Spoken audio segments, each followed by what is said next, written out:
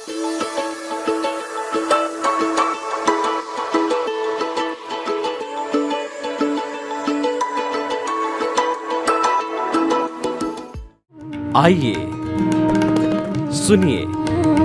देखिए, समझिए सनातन सत्य। जैसी दृष्टि वैसी सृष्टि, दृष्टि विज्ञान। कुदरत, कुदरती रचना एवं कुदरत के कानून से शाश्वत सुख की प्राप्ति। जोधपुर के परम पूज्य महात्मा उपासक प्रोफेसर डॉक्टर सोहन राज तातेड़ के निर्देशन में सनातन सत्य। जैसी दृष्टि वैसी सृष्टि, दृष्टि विज्ञान।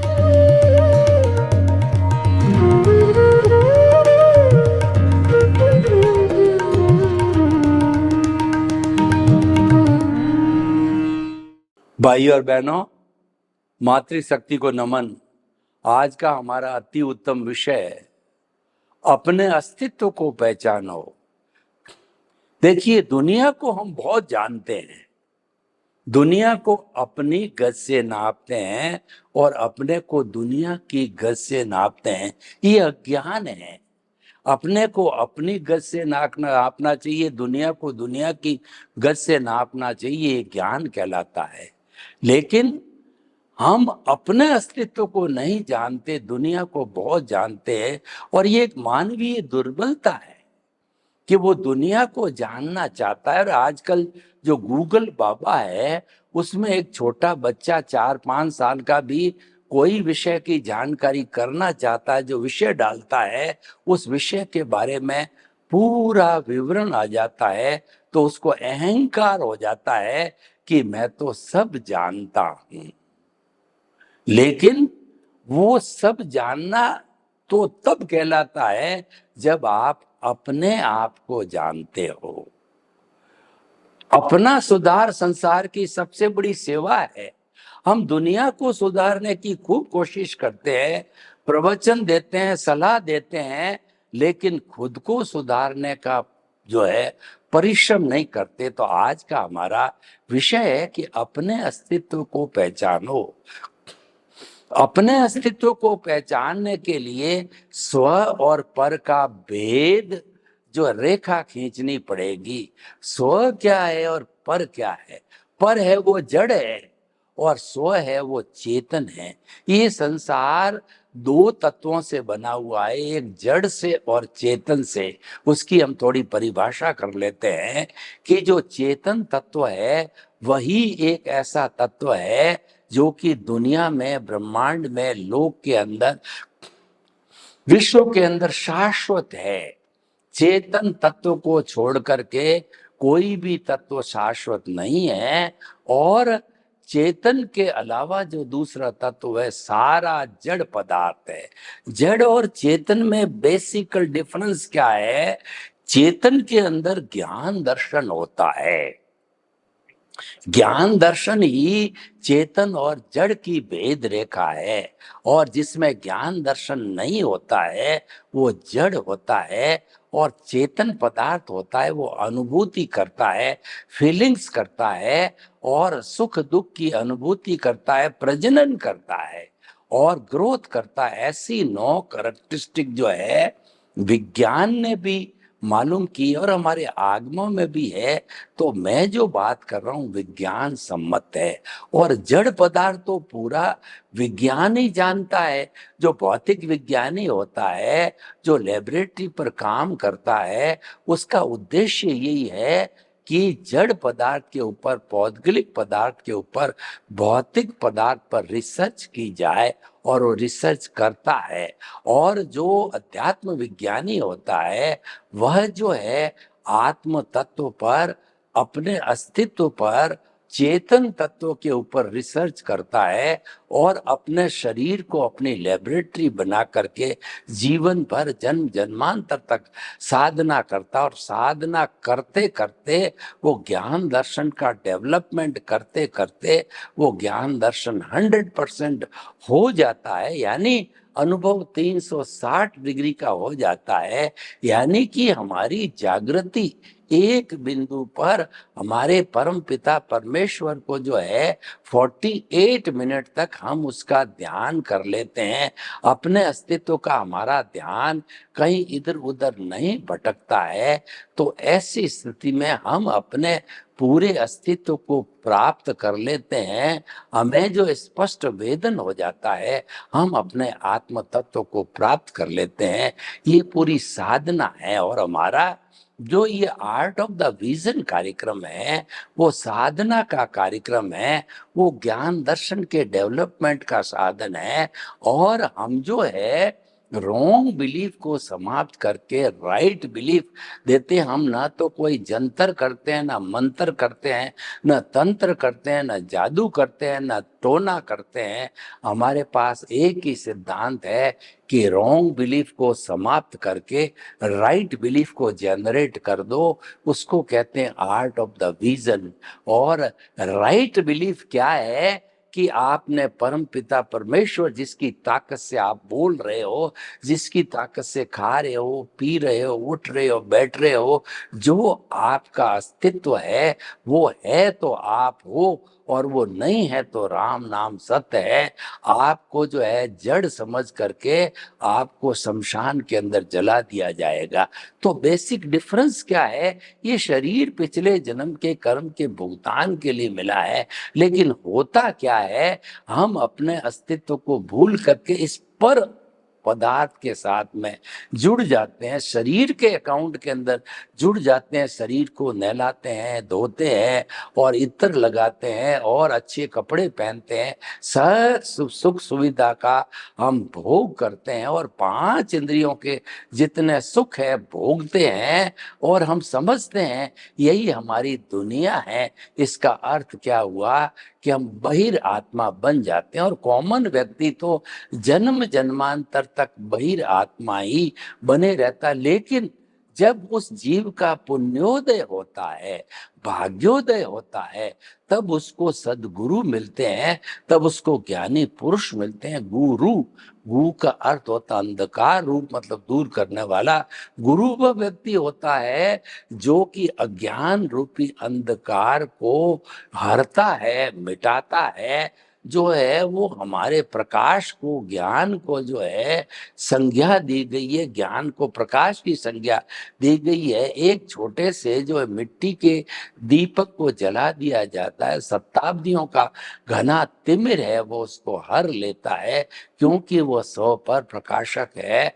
तो उसी तरीके से जो है हमारे जो है जो स्व क्या है और पर क्या है, हमारा अस्तित्व स्व का है और पर हमारा साधन है। पर जड़ है, पर नाशवान है, पेरिशेबल है, उसमें ज्ञान दर्शन नहीं होता है, वो अवस्था से जुड़ा हुआ होता है, वो उदय प्रारब्ध से जुड़ा हुआ होता है। ये शरीर है हमारा, उदय प्रारब्ध से जुड़ा हुआ है, और ये अघाती कर्मों से, पुण्य पाप से जुड़ा हुआ होता है। हर शरीर के अघाती कर्म अलग अलग होते हैं, लेकिन जो घाती कर्म होते हैं, ज्ञानावर्णीय, दशनावर्णीय, मोहनीय और अंतराय कर्म, ये चारों मिलकर के अज्ञान कहलाते हैं।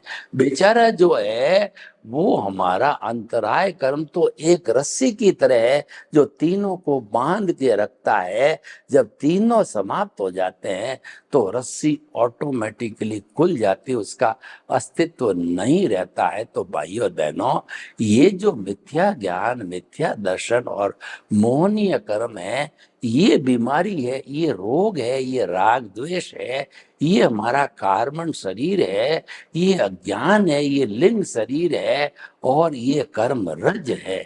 इसको मिटाना है। इसको मिटाने से ही हमारे अस्तित्व की, कहना चाहिए, जागृति आती है, अस्तित्व की पहचान होती है, और पहचान होते होते हम अपने अस्तित्व को प्राप्त कर लेते हैं। देखिए, एक तो घर का मकान होता है, एक किराए का मकान है, ठीक उसी तरह से स्व और पर पदार्थ है। स्व पदार्थ हमारी चेतना है, और पर पदार्थ हमारा साधन है, जड़ पदार्थ है, ये शरीर है। शरीर एक मंदिर है, और इसके भीतर जो विराजमान होता है वो परम पिता परमेश्वर प्रभु है। देखिए, हम सामान्य हमारे जो व्यवहार जगत में क्या करते हैं, धार्मिक प्रवृत्ति के लोग, कि जो है साधु साध्वी श्रावक श्राविका, ये चतुर्विध धर्म संघ जो है वह अच्छा दिन देख करके, और जो शिल्पकार होता है वो जिस भगवान की हमारी मान्यता है, भगवान महावीर की मान्यता है, तो महावीर का वो जिंद बिंब जो है शिल्पकार बना करके हमको देता है, और हम सभी बड़ा फंक्शन रख करके और जो है वो शुभ भावों के साथ में प्रभु को विराजमान कर देते हैं मंदिर के अंदर। उसको कहते हैं प्राण प्रतिष्ठा बोला जाता है। और उस मंदिर के अंदर सैकड़ों सैकड़ों हजारों हजारों लोग जो है, जो श्रद्धा रखने वाले होते हैं, वो आते हैं, उनका दर्शन करते हैं और उनके पास बैठ करके उनके नाम की माला फेरते हैं। तो वो तो हमारा सारा पर पदार्थ है। स्व पदार्थ तो हमारा जिंदा भगवान है, जो हमारे भीतर, जिसकी ताकत से हम बोल रहे हैं, जिसकी ताकत से हम खा रहे हैं, तो वो भगवान हमारे भीतर है। तो शुद्ध भावों के साथ में देखिए कि जो शुद्ध और शुभ में क्या होता है कि शुभ भावों के अंदर बंध पूर्वक निर्जरा होती है, और शुद्ध भावों के अंदर संवर पूर्वक निर्जरा होती है। बंध पूर्वक निर्जरा और संवर पूर्वक निर्जरा एक भेद रेखा है। और अगर आप मुक्ति को जाना चाहते हो, इस भेद रेखा को समझना चाहिए। मन वचन काया, ये जो है अज्ञान है। मन वचन काया से जो है वो हम जो शुभ क्रिया करते हैं वो धार्मिक क्रिया कहलाती है।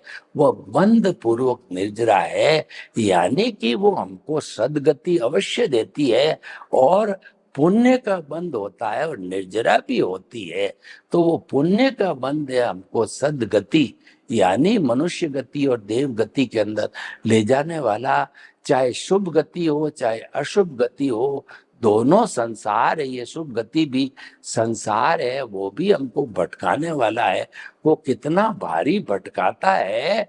अगर आपको एक बार देव गति मिल गई तो मिनिमम 10,000 ईयर और मैक्सिमम 33 सागरोपम आपका आयुष्य होगा। तो आप कितनी बार अनकैलकुलेटिव तरीके से जन्म लेंगे। और सबसे बड़ी बात है कि हमारे को देव योनि कब मिलती है कि हम इतना पुण्य कमा लेते हैं कि मनुष्य योनि में भोगा नहीं जा सकता है। वो भोगने के लिए हम देव गति के अंदर जाते हैं।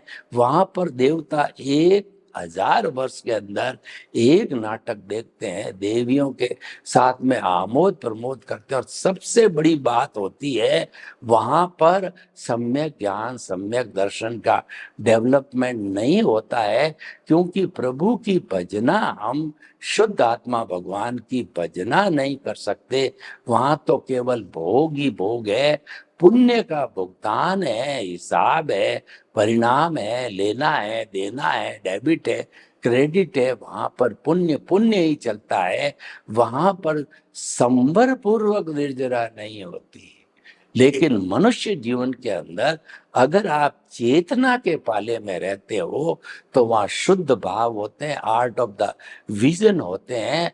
और चेतना की भजना करने से, मंदिर में उपासना करते हैं, तो आप भीतर प्रभु के चरणों में बैठ जाइए, उनकी माला फेरिए। हे प्रभु, आप जो अव्याबाद हो, टंकोत्कीर्ण हो, अनंत ज्ञान अनंत दर्शन अनंत शक्ति अनंत सुख का धाम हो, और आप मेरी आत्मा जलती नहीं, मरती नहीं, कटती नहीं, किसी को रोकती नहीं, किससे रुकती नहीं है। और ये जो है सुख का सागर है, सुख का धाम है। इसमें आनंद का झरना बहता है। मेरी आत्मा आनंद के सागर में हिलोरे ले रही है। हरि अनंत हरि कथा अनंत, यानी कि ये जो प्रभु भीतर बैठा है, इसकी कथा करते रहो तो जन्म जन्मांतर तक भी पूरी नहीं होती है। आपने देखा होगा कि चातुर्मास के दिनों के अंदर रामायण के कथावाचक, महाभारत के कथावाचक नैनी बाई को मायरों के कथावाचक आते हैं और वो 4 महीने तक लगातार कथा सुनाते हैं, गीता की कथा, लेकिन 4 महीने में भी पूरी नहीं होती है। तो प्रभु तो अनंत ज्ञान वाला है, उसकी कथा तो 4 जन्मों में भी पूरी नहीं होती है। उसकी भजना करो, उसकी माला फेरो, उसका ध्यान करो, उसके चरणों में विराजमान हो, क्योंकि भीतर का जो जगत है उसके अंदर परिंदा भी पर नहीं मार सकता। आपकी कितनी भी प्रिय पत्नी क्यों नहीं हो, आपके भीतर के प्राइवेट जगत के अंदर वह एंट्री नहीं ले सकती। वहां तो आप और आपका प्रभु है। जैसे मैं आपसे बात कर रहा हूं, जैसे कि कोई भी वक्ता है वो श्रोता से बात करता है, वाचक है वो श्रोता से को प्रवचन देता है, एक विद्यार्थी टीचर है वो विद्यार्थी से इंटरेक्शन करता है, बिजनेसमैन से इंटरेक्शन करता है। तो आप और आपके प्रभु दो ही भीतर हो, आप इंटरेक्शन करते रहो, प्रभु को रिझाओ कि प्रभु आप तो शाश्वत सुख वाले हो, मुझे शक्ति दो, जागृति दो कि मेरे मन में किसी के प्रति बुरे भाव नहीं आए, मैं किसी को जो दोषी नहीं समझूं, और हर क्षण मेरा जो है ये मिथ्या ज्ञान मिथ्या दर्शन समाप्त होता रहे, यानी कि मेरा राग द्वेष समाप्त और हर क्षण मेरा संभाव बढ़े, और मेरे द्वारा किसी को दुख ना हो, दुख ना हो, मैं किसी के प्रति अभिप्राय और ओपिनियन नहीं दूं। हर जन्म में मेरे को मुक्ति के कर्म मिले, हर जन्म में मेरे को मानव जीवन मिले, और हर जन्म के अंदर मेरे को सदगुरु मिले या ज्ञानी पुरुष मिले। ऐसी कृपा करो, शक्ति दो, जागृति दो, प्रभु से मांगिए। प्रभु जो है वही आपकी पूर्ति करने वाला है। मूर्ति का भगवान तो एक आलम्बन है, मूर्ति का हम इसको बुरा नहीं मानते हैं, ये शुभ प्रवृत्ति है, लेकिन शुद्ध प्रवृत्ति मुक्ति का मार्ग है। शुभ प्रवृत्ति संसार भ्रमण करने का सदगति का मार्ग है। शुभ प्रवृत्ति है वो बंध पूर्वक निर्जरा है, शुद्ध प्रवृत्ति है वो संवर पूर्वक निर्जरा है, जो कि आपके अज्ञान को जड़ से मिटाती है। जबकि शुभ प्रवृत्ति है वह जड़ से नहीं मिटाती, वो एलोपैथी के रूप में है। और जो शुद्ध भाव है वो हमारा आयुर्वेद कहिए, योगा कहिए, सिद्धा कहिए, एक्यूप्रेशर कहिए, एक्यूपंक्चर कहिए, ये जो पुरानी पद्धतियां है, नेचुरोपैथी कहिए, ये जड़ से बीमारी को मिटाती है। तो भाइयों और बहनों, हम आपको कहना चाहते हैं, अपने अस्तित्व को पहचानो। आपने अपने अस्तित्व को प्राप्त कर लिया, यानी पूरी दुनिया को प्राप्त कर लिया, फिर आपको कुछ भी प्राप्त करना शेष नहीं है। आपने शाश्वत सुख की नींव लगा दी, आपने सम्यक दर्शन को प्राप्त कर लिया, आपने अपनी रॉन्ग बिलीफ को समाप्त करके आपने राइट बिलीफ प्राप्त कर लिया, आपने स्व और पर का भेद मिटा दिया, उसकी भेद रेखा को समझ लिया। तो मान के चलिए कि आपके नींव लग गई है। फिर तो आपको जो है सम्यक तप यानी कुदरती रचना देखते देखते जितना आपका भुगतान चल रहा है, उसको कुदरती रचना देखते देखते जो है आप जो भुगतान चल रहा है उससे अलग रहिए। उदय प्रावृत्त से यानी प्रकृति और पुरुष को अलग रखिए, आप भेद रेखा कीजिए। शरीर अलग है, मैं अलग हूं, ये तो किराए का मकान है और आत्मा मेरे घर का मकान। ये तो पिछले जन्म के कर्म के भुगतान के लिए मिला है, ये तो मेरा पड़ोसी है और मैं तो इसके मन वचन काया रूपी हर क्रिया को जानने वाला हूँ, देखने वाला हूँ, मैं ऑब्जर्वर हूँ। ऑब्जर्वर होते ही आप भेद विज्ञान कीजिए, आप जुदापन की जागृति कीजिए, आप ज्ञाता दृष्टा बनिए। तो आप धीरे धीरे जब जुदापन में ही रहोगे, रहना तो दोनों को शाश्वत दोनों को साथ ही है, क्योंकि अभी तक पूरा अज्ञान समाप्त नहीं हुआ है। पूरा अज्ञान जीरो होने पर आपको संपूर्ण अपने अस्तित्व की जानकारी 100% हो जाएगी और आप सिद्ध बुद्ध और मुक्त बन जाओगे। लेकिन जब तक आप परमात्मा नहीं बनते हो, अंतरात्मा के पद पर बैठे हो, तब तक आपको साथ रहना पड़ेगा। पर साथ रहते रहते आपको स्व और पर का हर क्षण एहसास होना चाहिए। ये तो पर है, ये तो नाशवान है, ये तो पेरिसेबल है, ये तो पीछे से लेके आया है, ये तो जो है भुगतान है, हिसाब है, लेना है देना है, ये ऑटो मोड से चलता है, ये तो कुदरत के अधीन है। इसके ऊपर तो कुदरत का कानून चलता है और द्रव्य क्षेत्र काल भाव से जो है ये कठपुतली की तरह नाचता रहता है। ये मैं नहीं हूं, मैं तो ऐसा प्रभु ईश्वर भगवान शहंशाह हूं कि जिस पर किसी का कानून नहीं चलता है। हमारे शुद्ध आत्मा परम पिता परमेश्वर के लिए कहा गया है कि चाह गई चिंता मिटी और मनुआ बेपरवाह।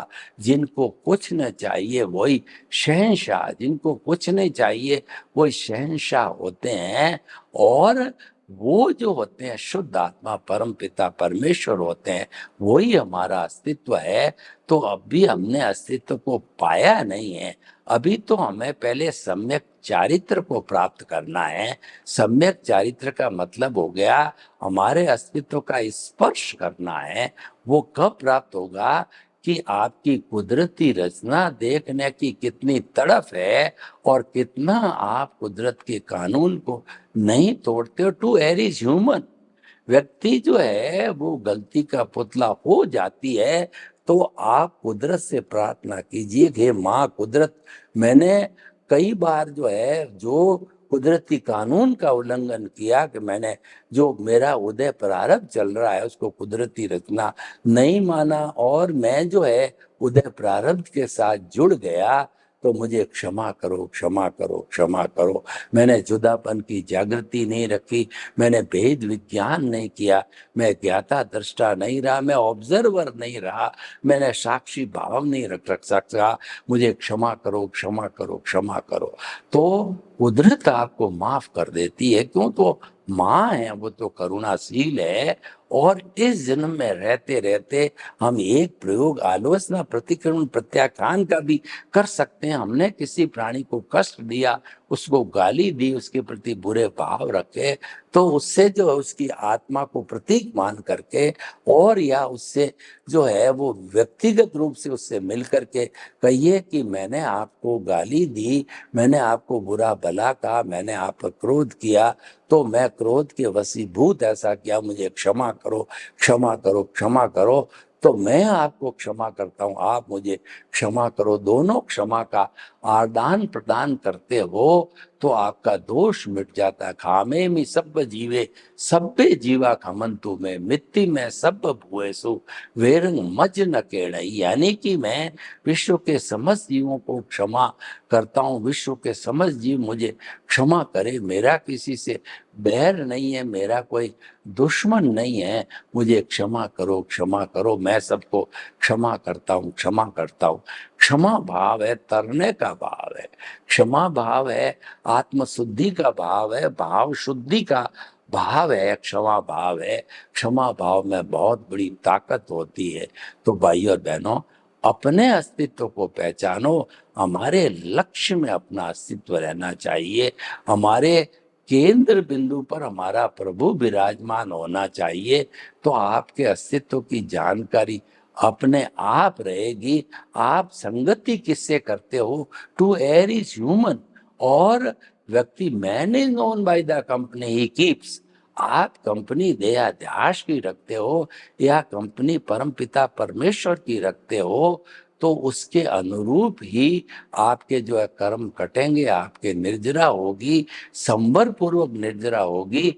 और आप देहाध्यास के रात रात रहते हो, मिथ्या ज्ञान मिथ्या दर्शन और मोहनीय कर्म के साथ में रहते हो।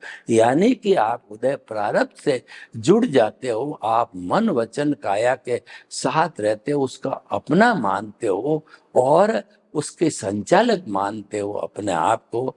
तो आपके जो है नए कॉज पड़ेगा और ये संसार चलता रहेगा। हमें तो मानव जीवन मिला है और स्व और पर की अपने भेद रेखा को जाना है, अपने अस्तित्व को जाना है। तो अस्तित्व को जान लेने के बाद जो हमें ज्ञान हुआ है, हमें सम्यक चारित्र मिला है, स्पर्श हुआ है, इसको बढ़ाओ, इसकी परसेंटेज को बढ़ाओ। यानी सम्यक ज्ञान, सम्यक दर्शन की एप्लीकेशन करते करते उसका डेवलपमेंट करो और वो डेवलपमेंट जागृति कहलाती है, रियल पुरुषार्थ कहलाता है। और वो जो सम्यक तप करने से, कुदरती रचना देखने से आता है, तो देखते देखते जब ये हमारी जागृति रियल पुरुषार्थ 100% पर जाता है, तो ये हमारा सम्यक ज्ञान, सम्यक दर्शन 360 डिग्री के अनुभव पर चला जाता है और हमको स्पष्ट वेदन हो जाता है। हमको केवल दर्शन की प्राप्ति होती है, जो कि पुरुषार्थ का अंतिम बिंदु है। और उसके बाद पुरुषार्थ होता ही नहीं है, उसके बाद पूरा सिस्टम कोलैप्स हो जाता है। यानी हमारी प्रतिष्ठित आत्मा समाप्त, और जो है हमारा मन समाप्त, और हमारा अज्ञान विलीन हो गया, जीरो हो गया। तो अज्ञान के जीरो होते ही, अज्ञान पूरा इरेज होते ही आत्मा इस जड़ पदार्थ में नहीं रह सकती। वह तुरंत जो है सिद्ध शिला में जाकर के सिद्ध बुद्ध और मुक्त बन जाती है। तो भाइयों बहनों, ये पूरा जो है वो हमारे जो है स्व के अस्तित्व को जानने से होता है। भेद रेखा खींचनी पड़ेगी स्व और पर की।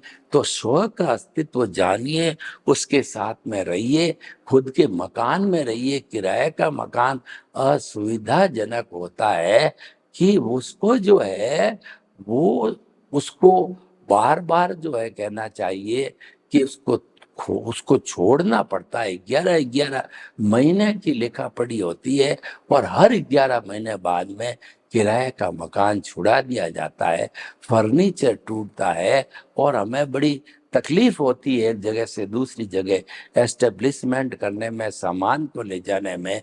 तो हम ऐसा क्यों करें? हम क्यों किराए का मकान लें? हम तो अपना खुद का रजिस्ट्री शुदा मकान लें, वो हमारा स्व का मकान है।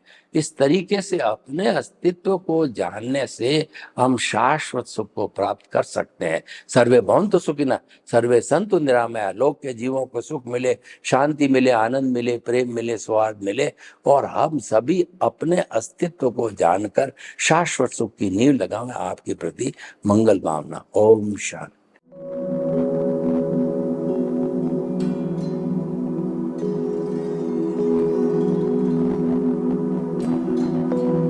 एक ऐसा अंतर्राष्ट्रीय ख्याति प्राप्त मानव जो गुरु प्रेरणा से पिछले 20 वर्षों से वानप्रस्थ जीवन जीते हुए 24 घंटे मानवता की सेवा में संलग्न है।